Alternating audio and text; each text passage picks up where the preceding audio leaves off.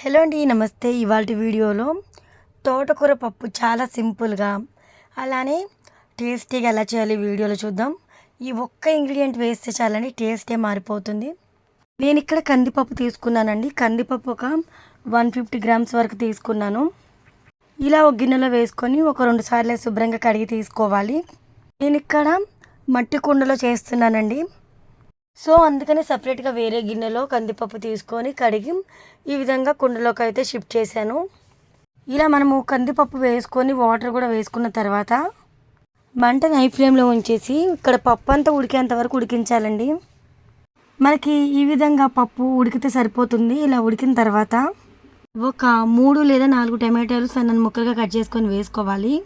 ఆ తర్వాత 2-3 సార్లు శుభ్రంగా కడిగి తీసుకున్న తోటకూరని అయితే వేసుకోవాలి. తోటకూర వేసుకున్న తర్వాత తోటకూర అనేది ఈ విధంగా అయితే ఉడికిపోవాలండి. ఇలా ఉడికిన తర్వాత 2 రెక్కల చింతపండు అయితే వేసుకోవాలి. ఇలా చింతపండు వేయడం వల్ల టేస్ట్ అనేది ఇంకా బాగుంటుందండి. ఇక్కడ మనము వేసుకున్న టమాటోలు అయితే మగ్గిపోయాయి, చింతపండు కూడా వేసాం కదా, తోటకూర అయితే చక్కగా మగ్గినట్టేనండి. ఇప్పుడు కర్రీ మొత్తానికి సరిపడా ఉప్పు అయితే వేసుకొని అలానే స్పూన్నర కారం వేసుకోండి, లేదంటే స్పూన్ వేసుకున్నా పర్వాలేదు. ఇప్పుడు మనకి ఒకసారి ఇలా కలిపేసుకొని ఆ తర్వాత 1 నిమిషం పాటు చక్కగా ఉడకనివ్వాలండి. ఆ తర్వాత మనమైతే వాటర్ అయితే యాడ్ చేసుకోవాలి. మనకి ఇక్కడ పప్పు ఏ విధంగా ప్రిపేర్ అవ్వాలి అనే దాన్ని బట్టి వాటర్ అనేది యాడ్ చేసుకోవాలండి. నేనైతే ఇక్కడ 1 గ్లాసులు వాటర్ అయితే యాడ్ చేశానండి. ఇలా వాటర్ యాడ్ చేసిన తర్వాత మంటని హై ఫ్లేమ్లో పెట్టి ఉంచేసి ఇంకొక 2-3 నిమిషాల వరకు ఉడకనివ్వండి. ఇక్కడ మనకి ఉడికి పప్పు అనేది దగ్గర పడాలి. మీరు మూత పెట్టేసి ఉడికిస్తే కనుక ఇంకొంచెం త్వరగా ఉడికే అవకాశం ఉంటుందండి. ఇప్పుడు ఒకసారి మూత తీసి చూద్దాం ఏ విధంగా పప్పు ఉడికింది అని. ఇక్కడ మనం ఒకసారి గమనించినట్లయితే ఇక్కడ తోటకూర పప్పు అయితే చక్కగా ఉడికిపోయిందండి. ఆ తర్వాత మనము తాలింపు అయితే వేసేసుకోవాలి. ఇక్కడ తాలింపు వేసుకోవడం వల్లే పప్పుకి మంచి టేస్ట్ అనేది వస్తుందండి.